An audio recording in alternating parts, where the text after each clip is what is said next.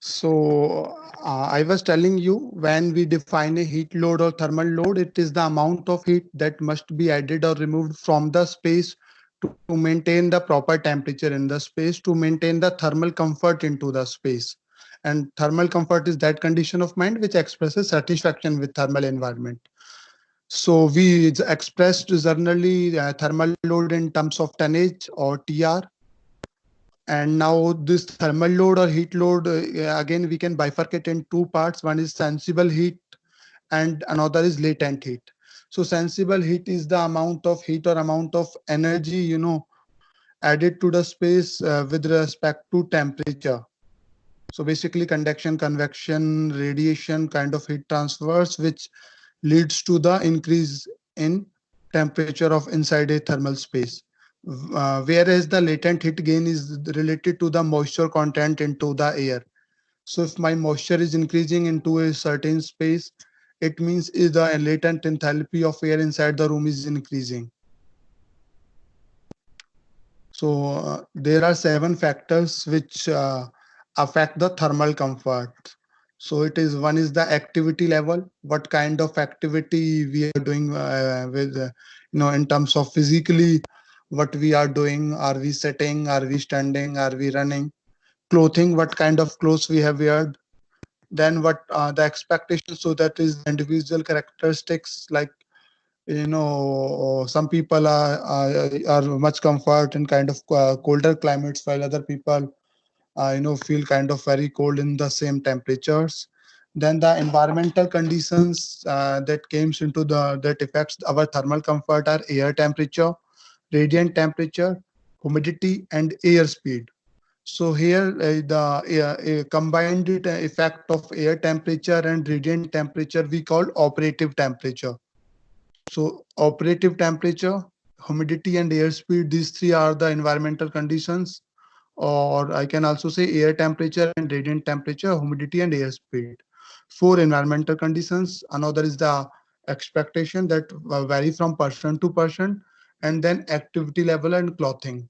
So globally, these are the 7 factors that affect the thermal comfort for an individual. There are 4 forms of heat transfer. So whenever the heat loads build up into a space. Screen full. Yes, thank you, ma'am, for pointing it out. So there are 4 forms of heat transfer.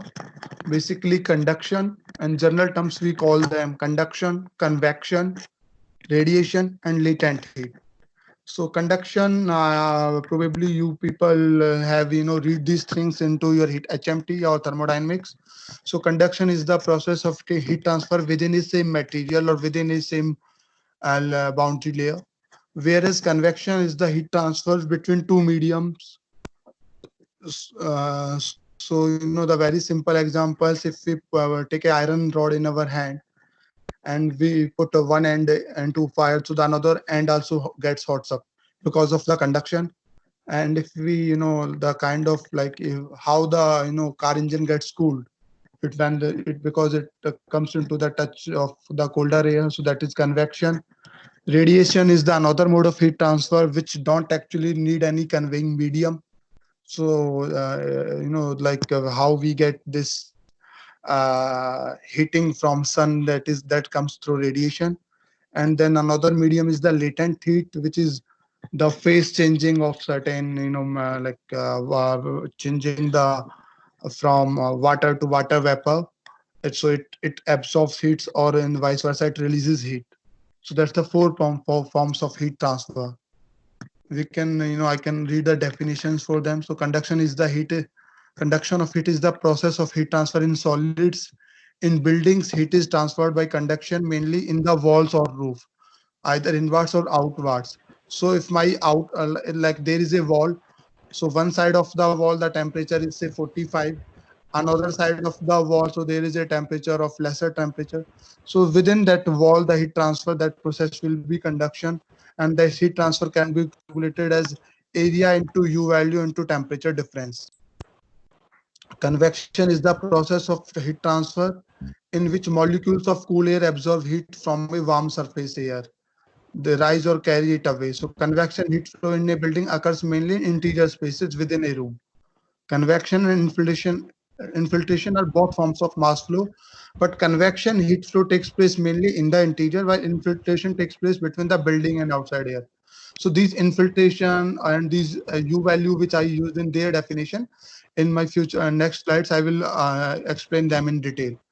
Now radiation is the process of heat flow in electromagnetic waves from a hotter surface to a empty space. So the radiation balance favors the cold surface. What does it mean?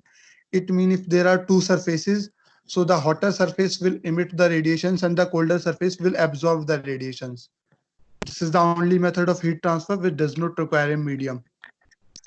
So now for estimating certain load, so we have our out ambient conditions, and then there is our room or our building area or our floor on which we want to maintain a certain temperature.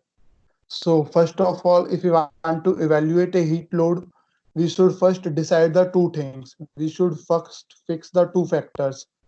The factor number one, what is the ambient condition? What is the outdoor temperature that I will assume or I will consider for estimating the heat load. What is heat load? Heat load, it is the heat transmission from outward to inwards, or the heat generation from the equipments, from the sources which are there inside. So I must finalize my output conditions. So whenever we evaluate heat load, we consider the worst peak conditions, so that we can maintain the thermal comfort with our AC in peak ambient conditions, in worst ambient conditions.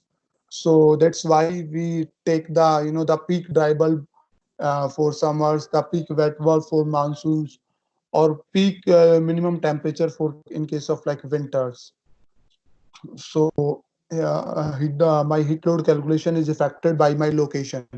So if I change my location, my ambient conditions will get changed, and so my heat load will get changed. We have the weather files from ISRI or ESRI that have the annual data um, throughout the year, and those data can also be used in some softwares if you want to evaluate the peak heat load. Or if like in the today, like I'm going to show you how we evaluate heat load through manual calculations or through CLTD method or E20 form. So there we will take fixed values for dry bulb temperature and a mean coincident wet bulb temperature in case of cooling. In case of monsoon load, I will take the maximum wet bulb temperature and mean coincident dry bulb temperature. For case of heating load, I will take coldest dry bulb temperature as ambient conditions while I will evaluate the heat load. So these will be my ambient temperatures. Overall, Indian climate zone is majorly divided into 5 climate zones as per our energy building code. So you can see in this map, mostly all the coastal area comes under warm and humid climate. Some area from Maharashtra, Gujarat, and Rajasthan, which is red zone, is hot and dry. So and the composite climate, where is in case of summers there is high summers, and in case of winters the ambient conditions again kind of quite strong winters. So that comes under composite climate. And there are two temperature zones further, which are in the blue one is the cold, which is mostly Jammu Kashmir and some part of Himachal and Uttarakhand, including Arunachal Pradesh. And then the composite temperate climate. So temperate climate is the area in our climate which is found in very few cities. So mostly the climate like Bangalore comes under the temperate climate zone. So indoor design conditions. So like I told you, we for evaluating heat load, we need to fix our indoor design conditions. What is the temperature that I want to maintain inside my room, and based upon that, ambient condition and the inside condition, the delta T will get evaluated, and based upon that delta T, all of my heat load, heat transmission through all of those things will be calculated. So thermal comfort, again, I can define it. It is that condition of mind which expresses satisfaction with thermal environment. So this condition is also sometimes called as neutral condition. Studies show that the neutral condition, the temperature should be the skin temperature is, it should be 33.7, and our core temperature is 36.8 degrees Celsius. So when the environment is colder within the neutral zone, the body loses more heat than it generated. When the environment is hotter than the neutral zone, the body loses less heat than it generated. So indoor design conditions during heat load calculation, we can take from NBC or from ECBC. Mostly our indoor design conditions in case of summers are our normal dry bulb temperatures from 23 to 26 degrees Celsius, and RH is less than 60%. In case of winters, my indoor design conditions are 20, dry bulb is 21 to 23 degrees Celsius, and RH is greater than 30%.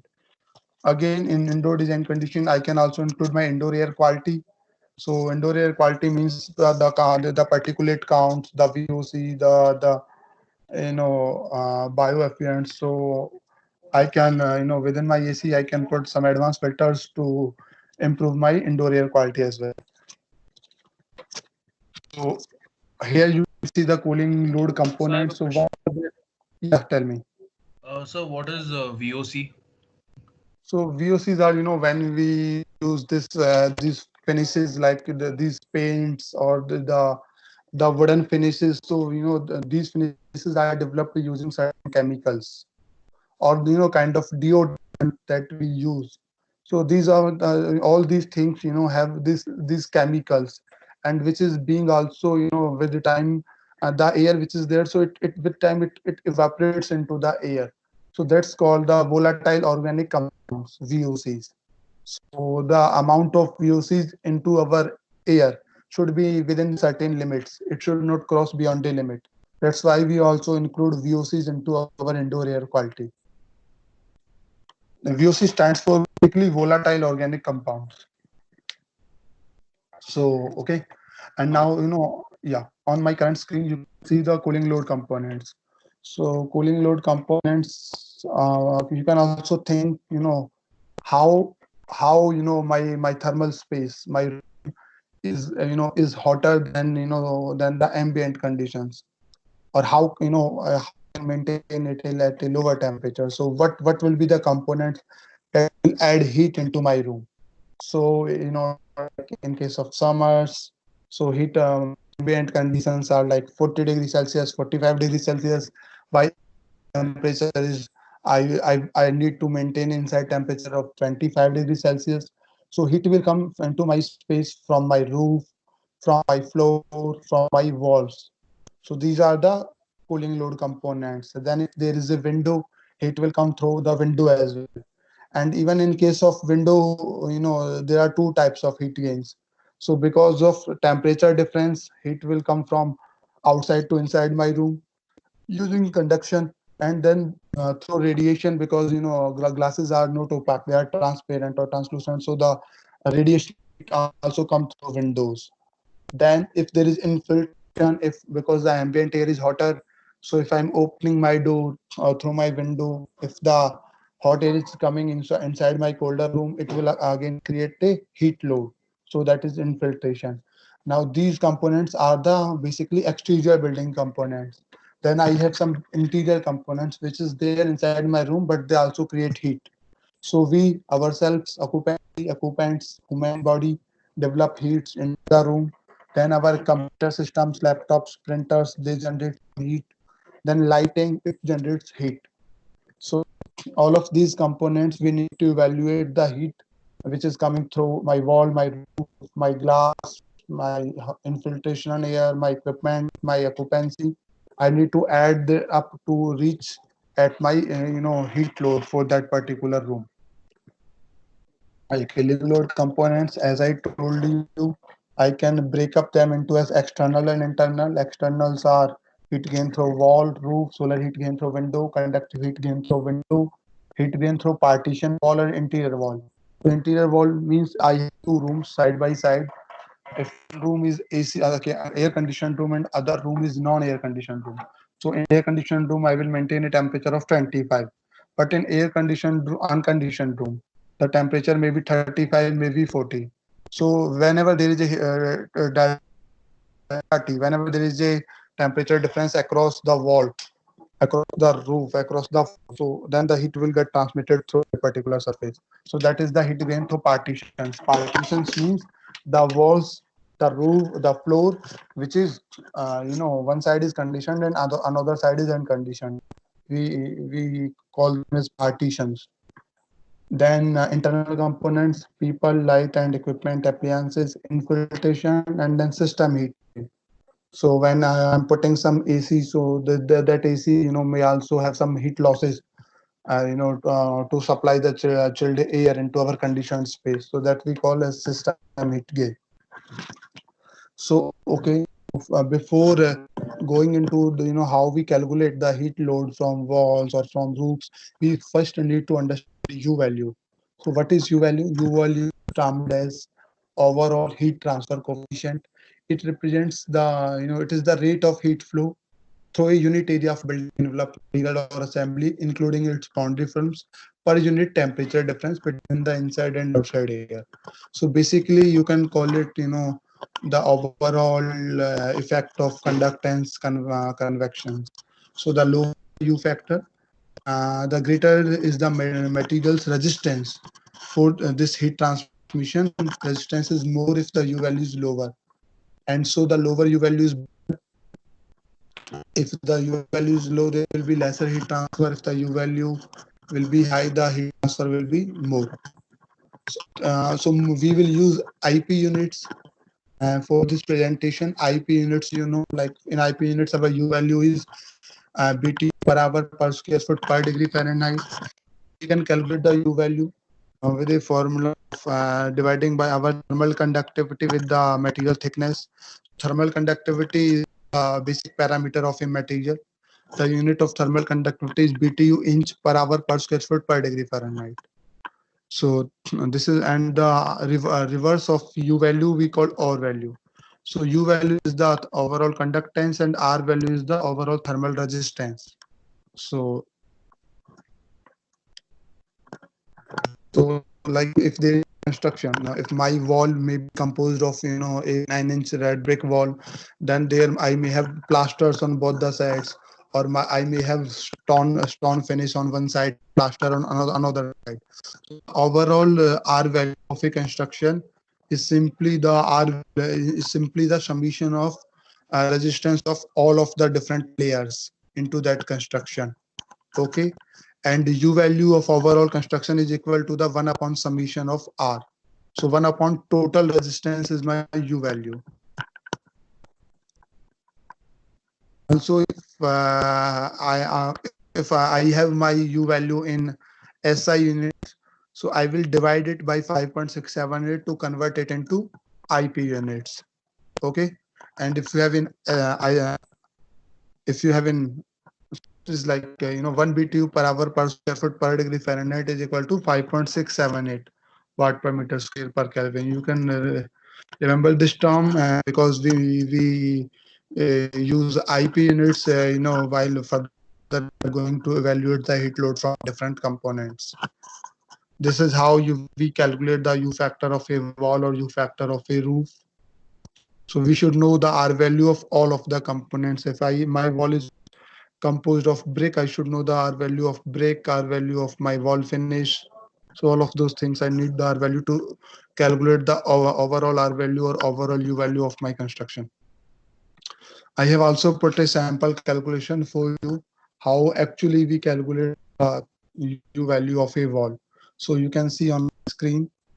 So this is the resistivity in second column. There is description, this is material.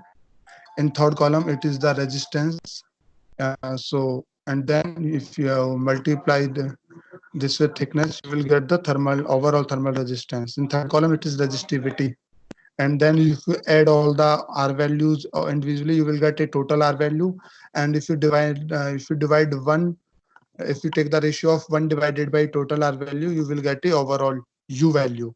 So U value we use to evaluate the heat load through walls, through roofs, through my glass, if the conduction heat.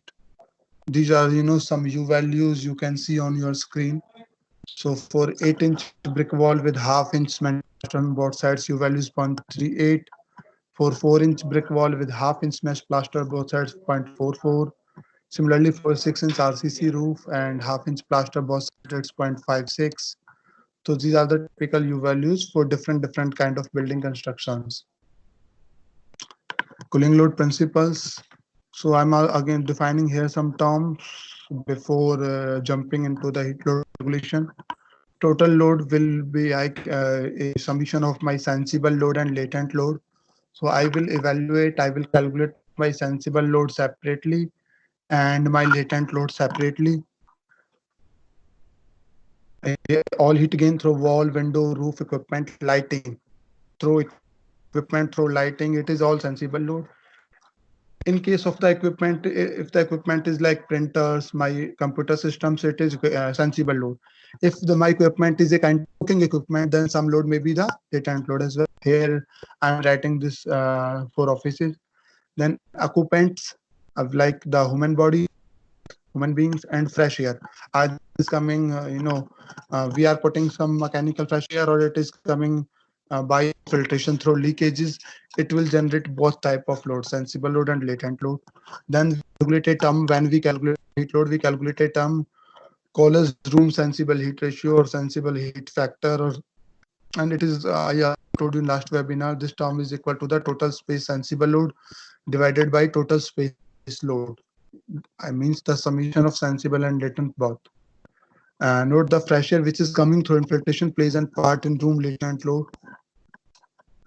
While the total fresh air which is coming directly on coil, yeah, you can note this point. So, the air is coming into my room through leakages. If it is coming through leakages, then I will calculate the sensible load and latent load separately for my room. And then I will calculate sensible heat ratio. If it is coming directly on coil, when it will come directly on coil, when by design for maintaining our CO2 levels inside our thermal spaces, we are putting this fresh air on our cooling coil directly. So it is not coming into the room, it is directly coming on at the AC suction. In that case, we directly evaluate the heat transmission through this fresh air, and we don't calculate the sensible load and latent load separately from this fresh air. So I will also show you again in future slides. So when my all heat load is sensible load, my SHR is 1. When SHR 0.9, it means 90% of the load is sensible load and 10% of the load is latent load. There are 3 methods basically to evaluate the heat load. CLTD, cooling load temperature difference, that we use mostly. Then solar cooling load factor, SCL, and then CLF, cooling load factor. So the heat gain actually in the building is not converted into cooling load instantaneously. So that's why these 3 methods like CLTD consider this heat instantaneously. So the time lag in conductive heat gain through Parquet exterior surfaces. This CLF, the point 1 and 2 is being considered during the CLF method. So it considers the CLF method, which is cooling load factor, which is used by cooling load softwares mostly. It considers the effect of time lag and time delay because of thermal storage. Okay. Here I can again define them in quite detail. So CLTD is a theoretical temperature difference that accounts for combined effect of inside and outside air temperature difference, daily temperature in solar radiation or heat storage into the construction assembly building mass. So it is the combined, it is the theoretical temperature difference that combined take into the effect of all these things, including building mass, thermal mass. It is affected by orientation, tilt, north, month, day, hour, latitude. These CLTD factors are used for adjustment to conductive heat gains from wall, roof, floor, and glass. Then CLF accounts for the fact that all the radiant energy that enters into the conditioned space at a particular time does not become a part of the cooling load instantly. So like I told you in previous slide, CLF is the method which actually considers the effect of thermal mass, considers the effect of time, those things. The CLF values for various surfaces have been calculated as functions of solar time and orientation that are available in terms of tables in ST handbooks. CLF methods are used for adjustment to heat gains from internal loads such as lighting, occupancy, power, and appliances. Then SEL factors are used for adjustment to transmission heat gain from glass. So here, with these definitions, you can you can observe this thing. So CLF is comparatively a more accurate method for evaluating the heat load compared to in comparison to CLTD. So CLF is the method which is being used by mostly advanced simulation softwares or heat load calculation softwares, and the in the manual heat load calculation sheets, the E20 form, we use CLTD method. Okay, so now in future slides, I will tell you how we will calculate the heat load through CLTD method. So okay, now we will we can see on this slide how much heat will come into my room through walls, through floors, through roofs. So this formula, which is Q is equal to UACLTD, it's basically derived from Q is equal to MC delta T only. So here the Q is the heat in BTU per hour. I told you we are using IP units. U is the BTU per hour per square foot per degree Fahrenheit. Area is the total area of that particular assembly or that particular for which we are using this U value. So we can't calculate this heat load from walls and roof from one equation. We have to develop, like such different equation. We have to use this formula every time for wall, for floor, even with orientation. This like for north orientation, this formula, this we can't combine the for north orientation and south orientation, because even the CLTD changes with the orientation. So CLTD is used from S3 tables. So S3 tables gives us the the CL, like gives us the factors that are used with actual delta T. So actual delta T is your design ambient condition, which is peak ambient condition, and design indoor condition. So the delta T for ambient condition and your room design condition is the your actual delta T. Then you have to add 10 degree, 20 degree, 30 degree, depending upon S3 guidelines. So like in case of roof, we add 25 degree directly into the delta T in Fahrenheit. So CLTD values we get from S3 tables, and then from this equation, we calculate the heat ingress through walls, floors, and roofs. Then heat ingress through glass. So through glass, like I told you, heat will come in two ways. One way is the conduction heat gain, like it is coming from wall. Similarly, it will also come from roof. That depends upon the U value of glass, the area, and then CLTD. The another heat gain is the radiational heat gain. So radiation heat gain can be calculated by multiplying the area into shading coefficient and into solar cooling load factor. Okay. So shading coefficient again is there dimensionless. It depends upon my glass HSDC or my window shading. It depends on both the things. Then solar cooling load factor varies from orientation to orientation, and I can directly take the values for SCL as per my location from SRA guidelines. If there is no shading and we have the glass HSGC value, we can divide the HSGC by 0.87 to get the shading coefficient value. Now heat buildup due to lighting. So if we have the lighting's load in watt, we can directly convert that into the heat generated from the lighting. So that is basically equal to the lighting input into ballast factor into CLF into 3.41. So ballast factor depends upon the type of fixture. 3.41 is basically a unit conversion of watt into BTU per hour. Then CLF is the factor which is actually, if your building is 24-hour operational, their CLF will be 1. So these values are given in SRA guideline.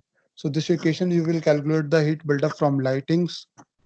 Then with this equation, you can calculate the heat buildup due to the interior equipment that is there inside my thermal space.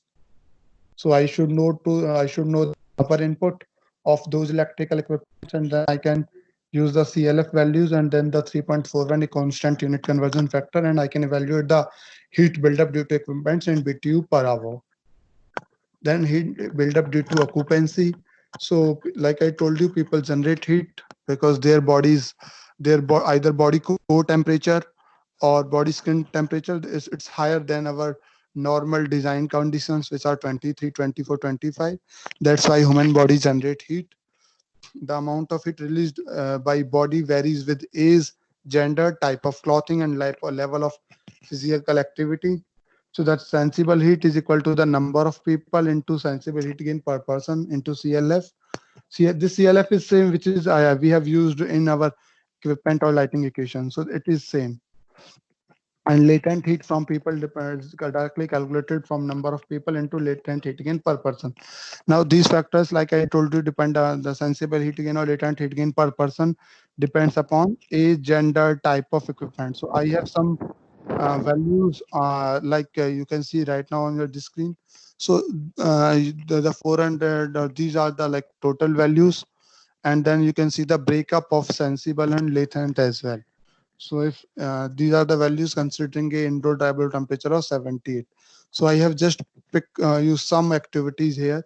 So then, like depending upon the activity, the sensible heat gain per person and latent heat gain per person can be calculated. Now heat ingress due to infiltration.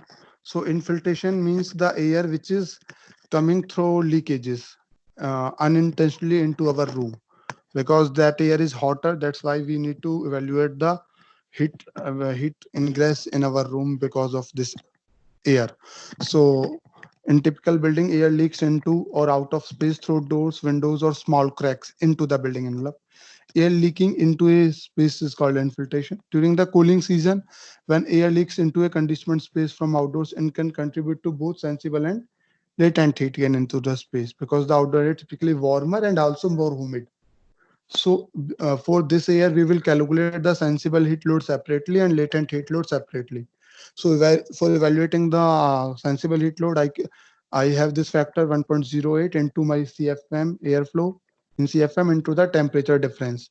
So TO is the temperature of outdoor air, TAC is the temperature of my inside my room. And then latent heat load I will use and with the equation of 0.68 into airflow in CFM into the humidity difference, and that is the difference of grains. So grains of moisture out in outside air minus grains of moisture in inside air. So if you have this difference in grain, you will use a factor of 0.68. If you have a this grains in, if you have this humidity in pound, you will use a factor of 4840. So this heat load you can use from single equation. So I have put this total equation just for your information. In case of the whenever the heat is coming through infiltration, we have to calculate the sensible heat load separately, and we will not use the H total equation. So just for your information, I have also put this total equation. So if we use the enthalpy difference, then the total heat can be calculated in by one equation only, and we don't need to use sensible and latent equation if we want to use the total equation. Okay, because that this as total is equal to S sensible plus H latent. So this is the TO is the temperature outside, TC is the diabab temperature inside my room or air leaving the cooling coil. Then humidity difference in grains, humidity difference in pound. And then HO is the outside air enthalpy, or HC is the enthalpy of air level leaving the cooling coil. So if I'm giving now the earlier equations I used for the fresh air, which was coming through infiltration. If I'm putting some fresh air intentionally, I put it on coil. I don't add the hot air in my room. If I need to add some fresh air, I will directly push this fresh air at the suction of cooling coil. So it comes in room only after getting cooler, after getting cold. Okay. Even in that case, some hot air bypasses our cooling coil, like I told you in last webinar. That's why when I'm putting some fresh air intentionally at my coil, then I will, for 90% of the air, I will use the equation, my third equation, like 4.5 into my CFM into my enthalpy difference, because this 90% of the air will come into the contact of coil. So I will directly calculate the coil load. For the 10% air, which will actually bypasses my cooling coil, why I'm evaluating my room heat load. So for that 10% air, I will calculate the heat load for that 10% air separately as Q sensible and Q latent because I need to calculate my sensible heat factor. So for the air which is coming directly on coil, so the load because of that coil is not considered in sensible heat ratio. That's why we calculate the cooling load, coil load separately. So here, when you have calculated all of this heat transmission through the exterior components and through the interior components, and then the coil load, then you can calculate sensible heat ratio. So sensible heat ratio is equal to the sensible heat gain, room sensible heat gain divided by sensible heat gain plus latent heat gain. And then you can also, you need to calculate the ADP. Once you have calculated the heat load in terms of what is the total amount of heat that I need to remove from my space to maintain a certain temperature into my room, then after calculating the total heat, I again need to calculate two factors. What are those two factors? One factor is called ADP, apparatus dew point. Apparatus dew point, the temperature that I need to maintain at the surface of my cooling coil to maintain my to get my indoor design condition, and the amount of air flow that I need to supply from my air condition, the amount of airflow that the circulation rate I need to calculate. Okay, so this also the temperature which is at the discharge at the exit of my air coil leaving air.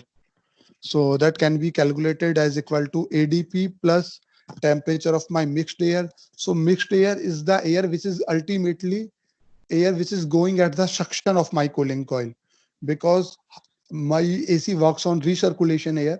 It sucks the air from my room only, but I also add some fresh air at my cooling coil suction to maintain my CO2 levels. So MA mixed air is the total air which is going ultimately at the suction of cooling coil. And then if I need to calculate the temperature condition at my outlet of the cooling coil, that can be calculated as ADP plus TMA minus ADP into bypass factor. Now the point comes how I can calculate the ADP.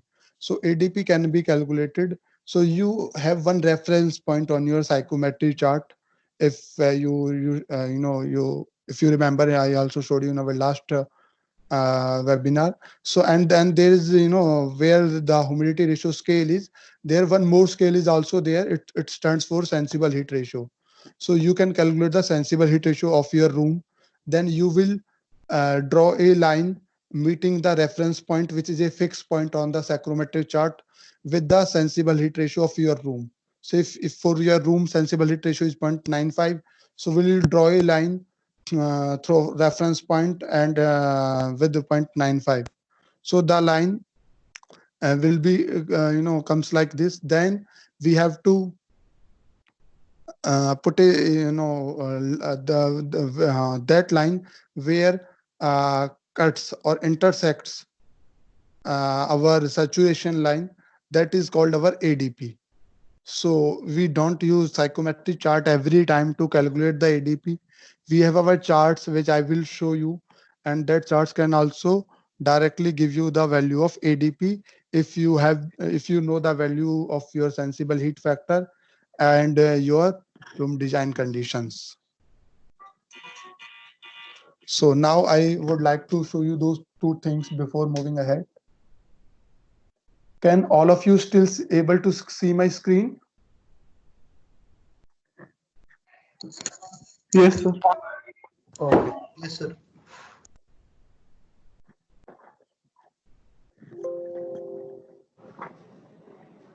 So can you see an Excel file now on your screen? No, No, sir. sir. Okay.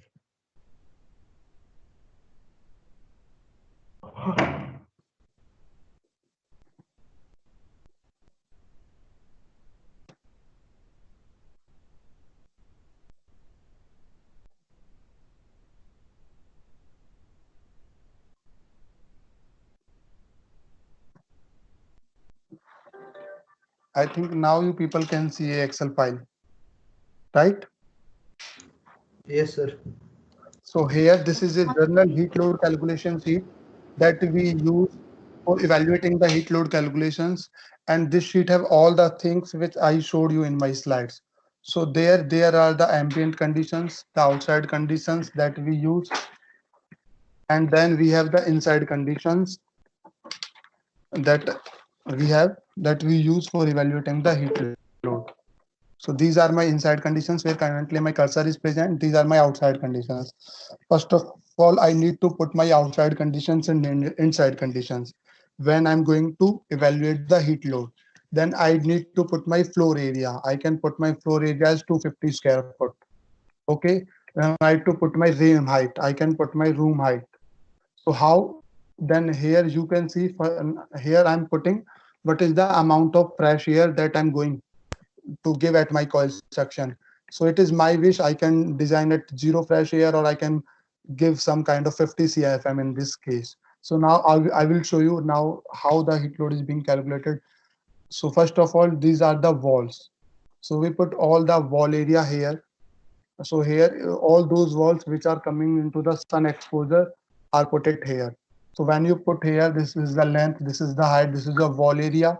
Then this is the U factor, which depends upon wall construction. So 0.38 is the value for 9-inch brick wall with plaster on both sides. This is the temperature difference. So temperature difference is coming from here only, outside minus inside condition. And here the heat which is coming from like north wall, south wall. So whenever if I put some exterior wall in southeast, it will further add some heat in southeast. Okay. So this is the heat which is coming through my walls. Then this is the heat which will come through my windows. So if I have some windows, I will put this thing. So then it will calculate the heat through windows. Through windows, I told you heat is calculated two ways. So this heat is the heat through conduction, because this is the U value of my glass. This is the total. This is the total area of my glass, and this is the delta T. So this is the heat through conduction, and through radiation, this is the heat which is being developed from my space through radiation. So through glass like this, I calculate the roof. So right now you can see there is no heat through roof in this row, because I have put my roof here as air conditioned. If I make my roof exposed, now it will add some heat through the roof.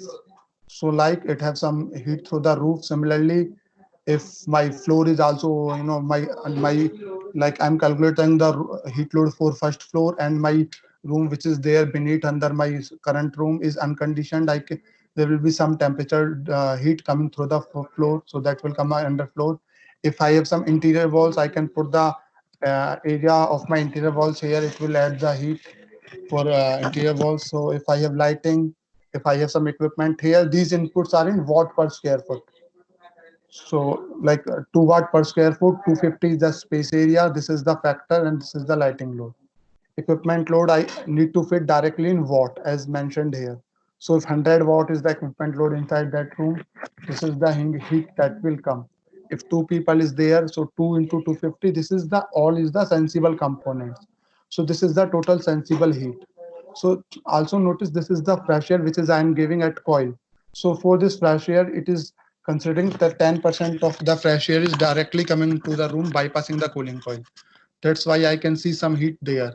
So this is the total space sensible heat load. Then there is some safety factor space. So latent heat load, only two components. One is the vent fresh air, which is bypassing my cooling coil.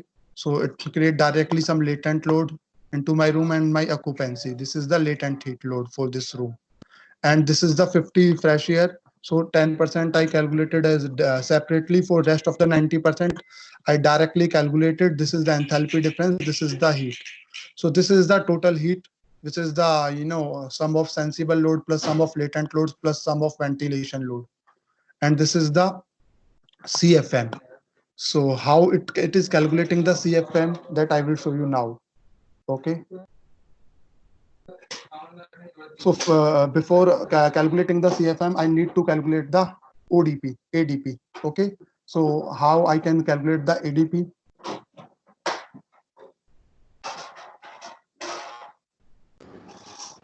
Can all of you see it? Ask sir. बीच में कोई Can दिक्कत हो तो you can ask him. Can all of you see a PDF file on your screen now? No, sir. No. Yes, not visible. Okay, so this is the graph. Like you calculate ADP directly from psychrometry chart, or we can calculate the ADP here from this chart as well. Okay, so if say I'm taking my design condition, it's in as 75 °F. Okay, and I'm taking my design condition 75 °F and 55 RH. This column is showing RH. So this table and this particular row, this area. Okay, this is my 75 dribble 55 RH. This is my inside room condition that I am considering for my heat load calculation. Then I have calculated my ESHF. Like for this particular room, I showed you in Excel, it have a sensible heat ratio of 0.99.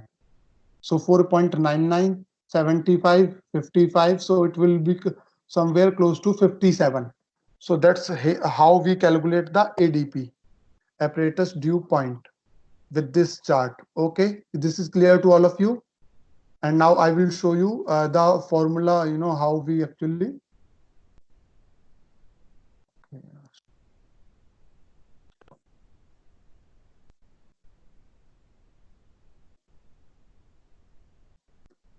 So this is the formula which is being used to calculate the supply airflow. So first, what is supply airflow means? Supply airflow we also call dehumidified CFM. So supply airflow, it is the minimum amount of airflow that is required to achieve the thermal comfort. So supply airflow is equal to total space sensible heat divided by this. So 1.09 into 0.9 into RT minus ADP. 0.9 is the contact factor, because we consider 10% of the air bypasses the cooling coil. So in this formula, ADP used. Without knowing the ADP, we can't calculate the CFM. That's why I first show you. You can calculate ADP on psychrometric chart, or you can see the ADP from your PDFs, like from your chart from Carrier that I also showed you. So from this, you can calculate your supply airflow. So dehumidified CFM is more sensible load, so CFM will be more. So you can also calculate, when you have calculated the heat load, you can also calculate what is the value of CFM per ton for your space load. More CFM per ton means more sensible heat, and less CFM per ton value means kind of your room have a more latent load than sensible load. So our CFM per ton values comes high when we calculate heat load in case of summers. If we are calculating heat load for monsoon conditions, CFM per ton value comes lower comparatively to summers. Okay, it depends upon like SHR, and SHR depends upon sensible to the ratio of sensible from to total. Okay, also high SHR leads to high ADP, and low SHR leads to low ADP. Okay, if ADP is low, more condensation is take place. So you have now the average cooling load range is 100 to 200. So here this range is quite low. Average our cooling load should fall either in this range or in this range. So if this range is higher, it means our cooling demand is lower. If it is coming lower, this square foot per ton is coming low, it means our cooling demand are pretty high. So these are some ranges. So now you can ask any question on any of these slides, how we calculate the ADP on psychrometry chart, or this is the formula for evaluating the supply airflow. So we have to, when we even when we go to market for buying AC, we also need to see that both the things. What is the tonnage mentioned on AC, and what is the supply airflow CFM mentioned on AC. Okay, we need high CFM for instantaneous cooling. Okay, so now you can ask any question to me regarding the things we presented today. Sir, what is the full form of CFM? CFM is the cubic foot per minute. Cubic foot per minute. It is the unit of airflow. Airflow. So airflow means how much the air is passing through a certain time. So cubic foot of air per minute. CFM. Cubic foot per minute. Okay, sir. Yes. Anything else? On any slide? I'm showing you some slides which are slightly hard to understand. That's why I'm showing you these slides. So if you have any question on any of these slides, you can let me know. And Yes, also you can note down my email ID here. So you can also email your questions to us. No problem. We would be happy to help you. So your screen is not being shared. So please share your email ID. Oh, sorry.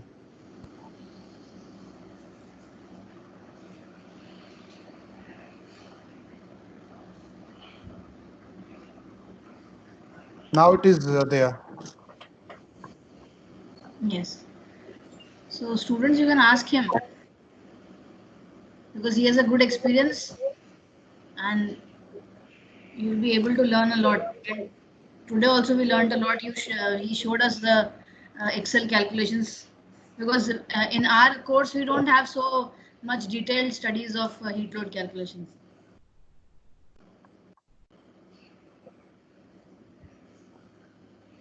So no problem. If you feel any doubt later in future, so just put me email. Okay, students. Any other doubts? Okay.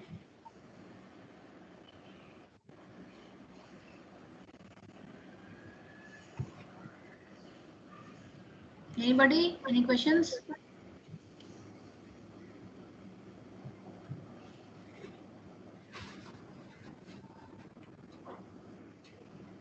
So So then you can ask you him. can also calculate your heat loads for your classrooms or for your bedrooms, and then you can also try to visualize all these things.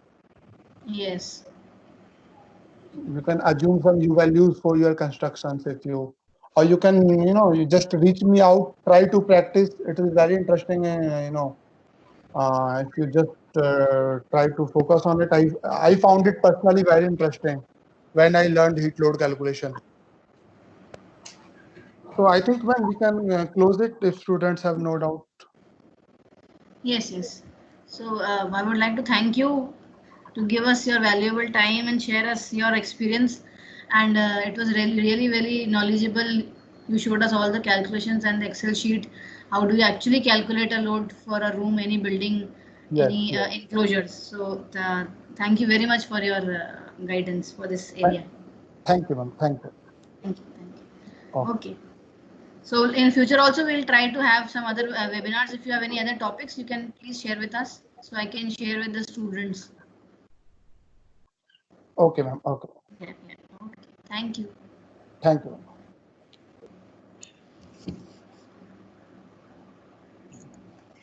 Thank you, students.